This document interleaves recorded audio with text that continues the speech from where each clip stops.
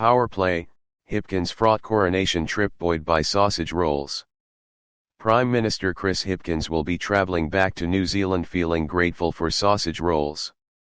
In a trip to the United Kingdom dominated by domestic distractions, the pastries gave some reprieve and prompted something unexpected: increased international profile. Subscribe our YouTube channel and click our bell icon for new videos. Increased international profile.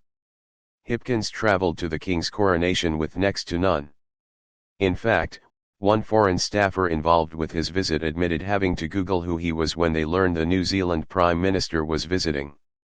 The boost in name recognition was largely thanks to King Charles and British Prime Minister Rishi Sunak. Both had trays of sausage rolls prepared for Hipkins. The gift-giving was so unusual, and a bit silly, the story was picked up by the British press, despite it likely being one of the busiest weeks in the UK this year. It has by no means made Hipkins a household name in the UK, but the New Zealand delegation was pleased with the unexpected recognition, especially given the rest of his first major foray on the world stage was overshadowed by domestic drama. As he flew into London, news broke Mecca Waitiri was leaving the Subscribe our YouTube channel and click our bell icon for new videos. Was overshadowed by domestic drama. As he flew into London, news broke Mecca Waitiri was leaving the Labour Party to join Te Pati Maori. Hipkins first learned his now former minister was defecting when he touched down in the UK. The scandal, unsurprisingly, created a sense of frustration in the Prime Minister's delegation. Hipkins would go on to face questions about Waitiri and his government's treatment of Maori MPs almost every day from both domestic and international media.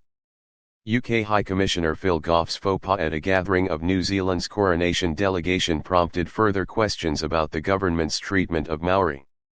Gough forgot to open the event with a karakia and went on to say no one in the room had experienced a coronation before, despite the presence of King Ituhisha, crowned in 2006. Hipkins used similar language when describing the significance of King Charles's coronation. A spokesperson for King Ituhisha, Angira Simmons, told those gathered at the High Commission they felt belittled by the government. "We honor these prestigious and honorable officers of our nation time and time again, but our government does not return that favor to us," Simmons said. Hipkins described the situation as a regrettable mistake and said the government must do better at celebrating the Maori-Crown relationship. While the confrontation was not on the same scale as being blindsided by a minister, Hipkins was again forced to answer questions about an avoidable distraction. He'd much rather be talking about New Zealand's free trade deal with the United Kingdom. An entry into force date for the agreement was confirmed during Hipkins' visit. "It is the nature of the job, I guess. You're the Prime Minister wherever in the world that you are," Hipkins said. The Prime Minister will have a few more opportunities to represent New Zealand on the world stage before the election.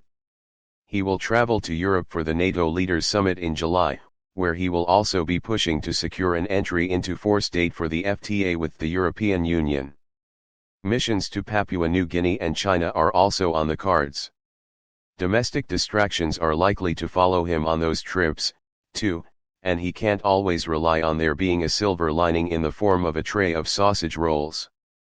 Date for the FTA with the European Union. Missions to Papua New Guinea and China are also on the cards. Domestic distractions are likely to follow him on those trips, too, and he can't always rely on there being a silver lining in the form of a tray of sausage rolls. Tray of sausage rolls. Subscribe our YouTube channel and click our bell icon for new videos.